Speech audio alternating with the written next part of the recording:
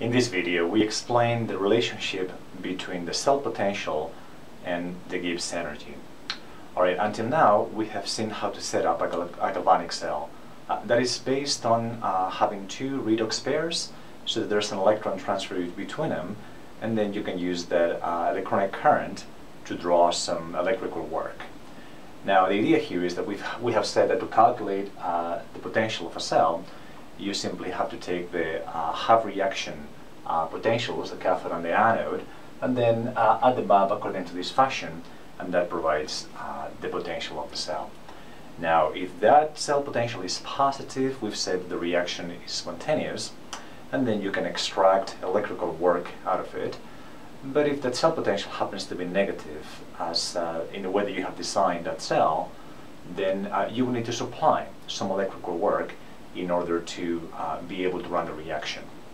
Alright, so because we're saying that the sign of the cell potential is related to spontaneity, then there has to be a relationship between that cell potential and the Gibbs energy, because we know that Gibbs energy is a predictor of spontaneity if you're working at constant pressure and temperature, right? So those two things have to be related. The question is, well, how are they related? How is the Gibbs energy related to the cell potential? Well, we can then, we're not going to see exactly how to derive the relationship, but we can say how the units work. Okay, notice that the units of the cell potential are in volts. That's a voltage, right? And it turns out that the voltage is related to work, okay, which has units of joule, and to charge, which has units of coulomb. Right, so you can actually say that 1 joule of electrical work is what happens when you push a charge of 1 coulomb through a voltage of 1 volt. Okay, that is the relationship between volts, coulombs, and joules. Right, so if you have a field of 1 volt, negative sign, right, it is that if you try to push a charge against that field, you would need to do 1 joule of work. On the contrary, if you actually have a positive voltage, then pushing a charge, driving the charge towards that gradient, okay, that's going to be favorable, and you will be able to extract 1 joule of work as electrical work. Right, so the idea is that we can see that there has to be a proportionality between joules and voltage that depends linearly on the charge. Okay, so what that tells you is that, well, delta G at the standard state, okay, which has units of joules, and is related to work, even though we have not seen the relationship between Gibbs energy and work, is going to be equal to the potential of the cell, okay, which is volts, and then here we have some measure of the charge that is being transferred in that redox reaction, right? So obviously here we're going to have some measure of the number of electrons that you are transferring, and then a conversion factor between joules, or that tells you how much charge you have per electron. Okay, so let me define these terms right away. That is the number of electrons transferred in the reaction,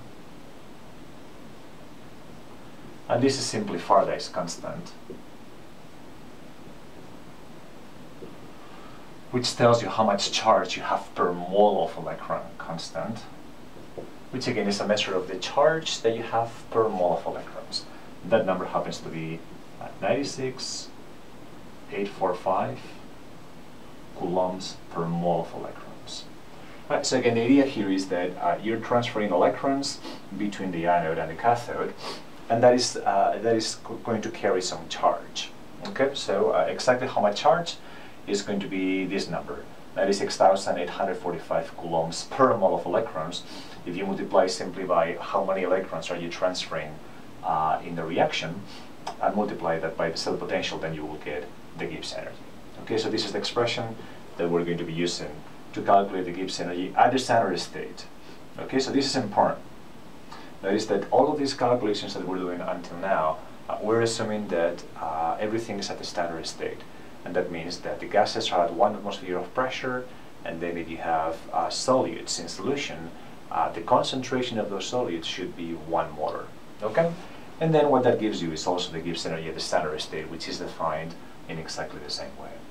All right, so to illustrate how this equation works, we're going to try to build a galvanic cell with the following two redox pairs. Okay, so we're going to have here nickel 2 plus to nickel, and then copper 2 plus to copper.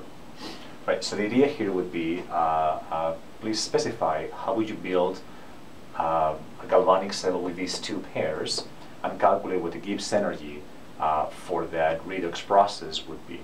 Right, so this has to be a galvanic cell. What that means is that we have to arrange these two half reactions such that the cell potential is positive. Okay, when we look at the tables, what we find is that the reduction potential of nickel 2 plus to nickel happens to be minus 0.23 volts, and the reduction potential of copper 2 plus to copper is equal to 0.34.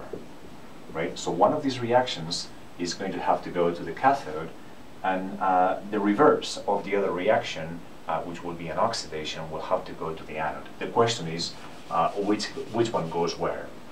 And notice that because we need a positive potential, okay, the idea is that if you have something very positive, that should go on the cathode, and you have something negative, that should go on the anode.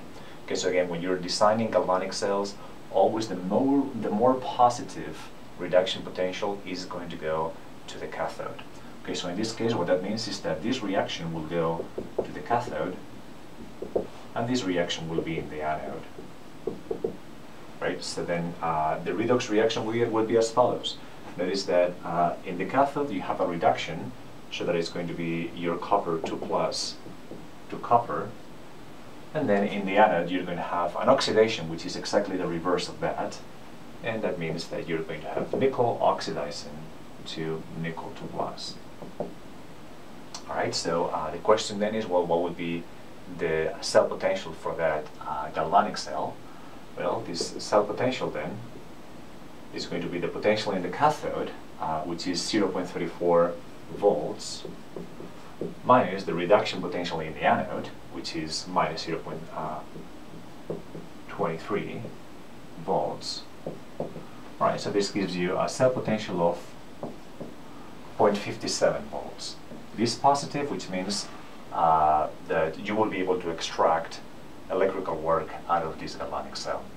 Now the final calculation that we need to do here is to calculate what the Gibbs energy of this should be. Right? So the Gibbs energy follows this reaction, okay, or this equation, and then we have that delta G naught is going to be equal to the number of moles of electrons transferred. Okay, and then here is where you actually have to draw the half reactions to know exactly how many electrons are transferred. Notice that the half reactions are as follows. Copper 2 plus 2 electrons to generate copper, that is the reduction, and then nickel oxidizes to nickel 2 plus 2 electrons. Okay, oxidation in the anode, reduction in the cathode, and then there's 2 electrons transferred for each atom that is oxidizing or reducing atom pair. Okay, so that's minus n is going to be equal to 2. Okay, and then there's the moles of electrons that you have. Then here we have the Faraday constant, which is 96.845 coulombs per mole. And then we have the cell potential, which is 0.57 volts. Okay, you multiply these parameters, and what you will have here, it will be units of coulombs times volt, and that is going to be joules. Okay, so the result here is going to be minus 1.10 10 to the 5 joules, which is the same thing as minus 110 kilojoules. Okay, so that is the Gibbs energy associated with this galvanic cell at the standard state. And then notice that it's a negative, which means that the reaction is spontaneous, as it should be, because we have positive cell potential. Right, so let's try to summarize here by describing how we're building this galvanic cell. In the anode, you need to put an oxidation, and we have determined that the oxidation is going to be nickel to nickel 2 plus. So the way that you would do this is have a nickel slab, a nickel electrode, submerged in a solution of 1 molar of nickel 2 plus ions. Okay, so that would be, for example, nickel 2 nitrate or something like that that is soluble. Then in the cathode you need to put the reduction, and the reduction is going to be copper 2 plus to copper, right? So you will have an electrode of copper metal submerged in a solution 1 molar of copper 2 plus ions, for example, copper sulfate, right? And then that is how you need to put together these 2 electrodes with a salt bridge and connect it through a wire, so that the electrons can be transferred. The cell potential will be 0.57 volts, and then the Gibbs energy will be minus 110 kilojoules.